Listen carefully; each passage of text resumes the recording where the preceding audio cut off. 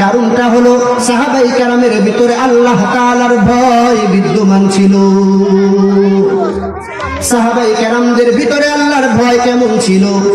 সাহাবায়ে কেরামদের ইতিহাস যদি লক্ষ্য করা যায়, তাদের জীবনে শুধু কান্নার আওয়াজ। এত কান্না কেন?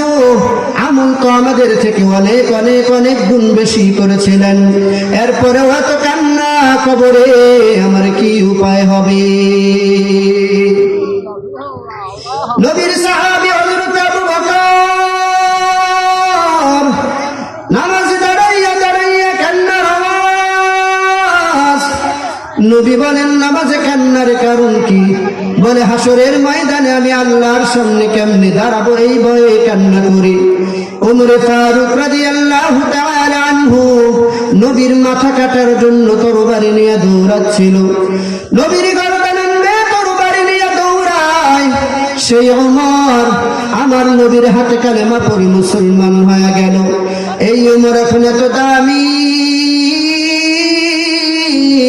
যে ওমর ওয়ার্দ দুনিয়ার বাদশাহী হাতে পেয়ে গেল।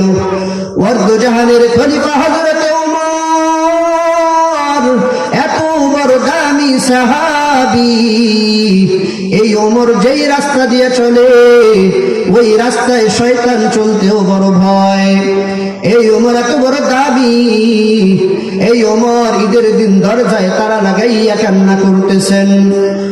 হযরত আবু হুরায়রা রাদিয়াল্লাহু তাআলা আনহু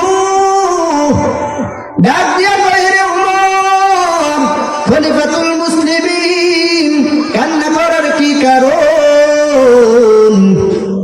হযরত ওমর ডাক দিয়া কয়, কান্না করার কারণ আমার ভিতরে বড় ভয়, আমার ভিতরে বড় চিন্তা। কিসের চিন্তা? রমজানে রোজা রাখলাম, কবুল হলো কিনা চিন্তা। তারাবির নামাজ পড়লাম, কবুল হলো কিনা চিন্তা। জাহান্নাম থেকে নাজাত পেলাম কিনা চিন্তা।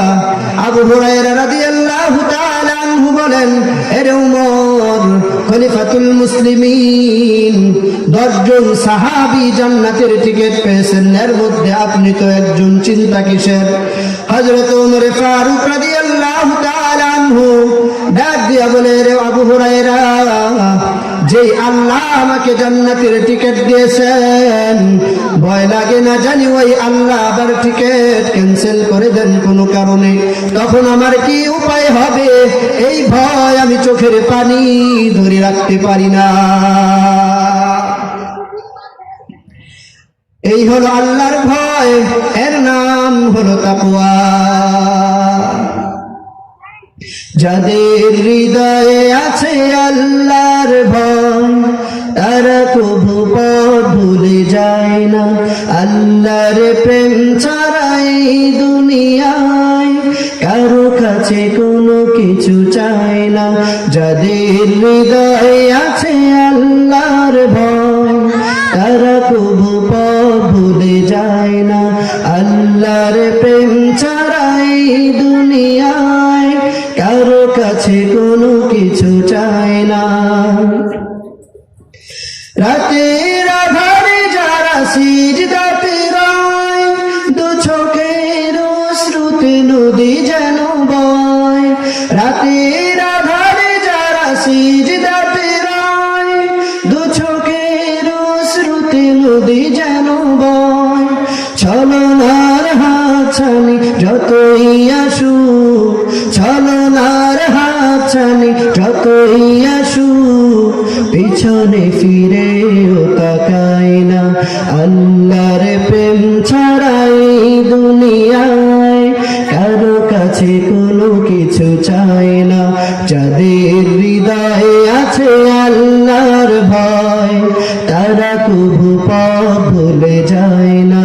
আল্লাহর প্রেম ছাড়াই দুনিয়ায় কারো কাছে কোনো কিছু চায় না, কারো কাছে কোনো কিছু চায় না। কথা ঠিক কিনা?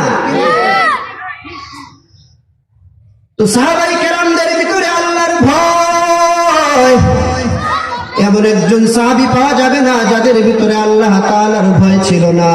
এজন্যে যেই বান্দার ভিতরে আল্লাহ তাআলার ভয় এসে যায় ওই বান্দাকে আল্লাহ তাআলা বন্ধু বানিয়ে নেয়। আর যেই বান্দাকে আল্লাহ তাআলা বন্ধু বানিয়ে নেয় ওই বান্দার আর কোনো চিন্তা থাকে না। যেই বান্দাকে আল্লাহ তাআলা বন্ধু বানিয়ে নেয় ওই বান্দার আর কোনো ভয় থাকে না। যেই বান্দাকে আল্লাহ বন্ধু বানিয়ে নেয় ওই বান্দার অন্তরে আর কোনো গুনাহ থাকতে পারে না। আল্লাহর পয়গম্বর সাল্লাল্লাহু আলাইহি ওয়াসাল্লাম তার উম্মতদেরকে জানায় দেয়, ইযা শাআরা জাসাদুল আবদি মিন খাশিয়াতিল্লাহি তাআলা তাহাত্তাত আনহু যুনুবুহু কামা ইয়াতাহাত্তু আনিশ শাজারি।